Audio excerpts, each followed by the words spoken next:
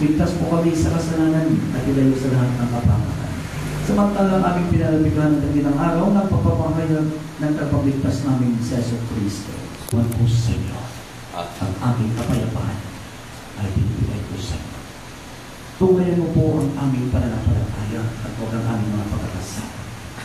Pagkalooban mo po kami ng kapayapaan at pagkakaisa ayon sa iyong kalooban kasama ng Espiritu Santo nagpasawalang hanggan. Amen.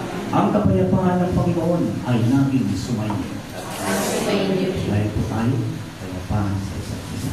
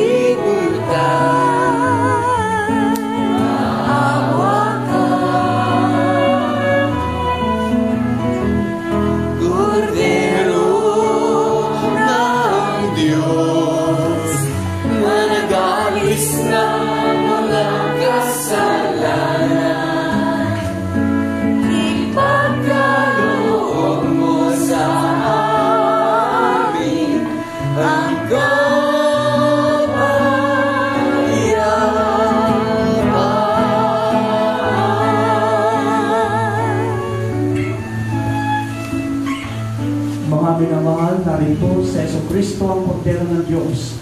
Siya ang bukal ng kabanalan at kaligtasan. Mapapalad po tayo ngayon sapagkat tayo inaniyahang tatanggap sa kanyang banal na hapunan.